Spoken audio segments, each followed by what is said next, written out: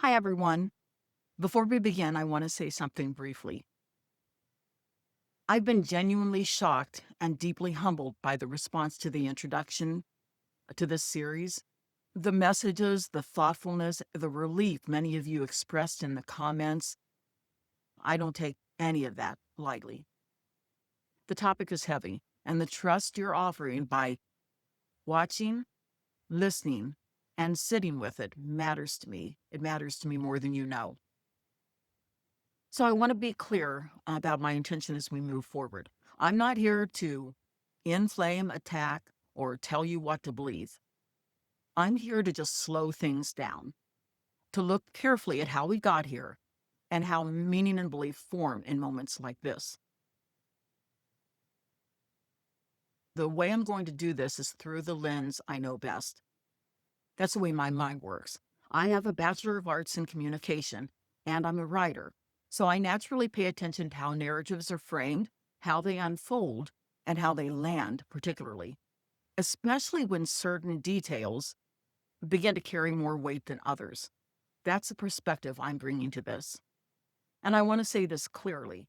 If you watched that live and felt empathy right away, you weren't naive, you weren't stupid, you weren't foolish, you weren't any of that. That response is human. Most of us take people at face value. We accept the persona they display with us.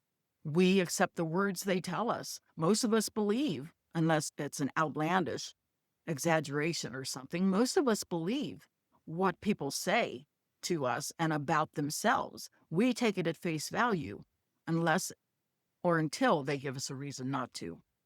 Now let's get to the 9-hour live. For many viewers, this was the first time we had heard about any stalking allegations at all.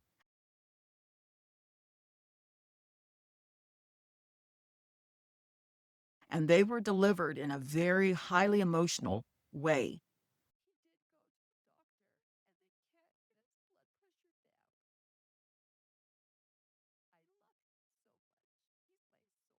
During the intro of the live and really all the way through the live.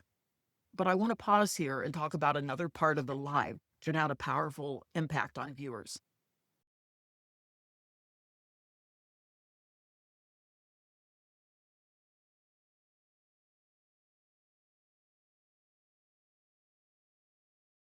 After the initial allegations were introduced, we spent extended time, around 20 minutes, watching video of Lauren in distress, sitting up in bed, crying, describing how this stalking experience was ruining her life and how terrifying the experience had been. And I want to be very clear here. I believe the emotion and the fear and the devastation we watched in that video was real, was very real.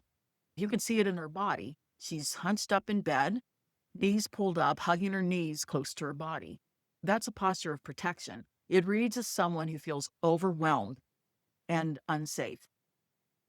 What's important to notice from a communication standpoint, however, is how spending extended time with that level of vulnerability naturally deepens emotional attachment.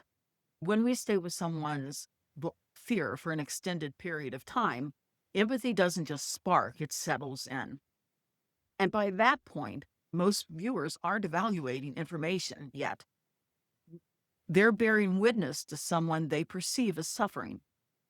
From a communication standpoint, the sequence matters. Think about it. We hear shocking allegations and then spend extended time watching visible distress, crying, hugging her knees, trying to self-soothe. When that's the order, empathy locks in before analysis even has a chance to start. When something shocking shows up out of the blue, especially when it's delivered emotionally, our brains, this is scientific, our brains shift into a kind of emergency mode. Emotion goes up, critical thinking goes down. The brain wants meaning and safety first. Accuracy comes later. And this is key, the shocking incident doesn't require it to be happening to you. Studies show when we witness visible fear in real time, our nervous systems respond as if it's happening to us personally. This is what I call the empathy trap. When compassion is so strong that it locks in a narrative before we've had time to get the facts or to analyze what that was really all about. In that moment, we're not analysts yet. We're empathic witnesses, responding to visible distress before we have any distance from it. Once empathy locks in, information that doesn't quite fit can feel uncomfortable. So, this is called cognitive dissonance. It's not denial, it's what happens when emotion commits before context fully arrives. Changing your perspective doesn't mean you were wrong or foolish before. It simply means you received new information and you changed your opinion accordingly. This episode isn't about deciding what's true, it's about understanding how beliefs are formed. Empathy is human, empathy is important, but empathy is not evidence. In the next episode, we'll talk about escalation, perceived threat, and how even people with experience or authority can behave differently under pressure, not to assign motive or blame, but to understand the pattern itself. If you felt yourself pause during this episode, that pause matters. That's where clarity begins. See you next time.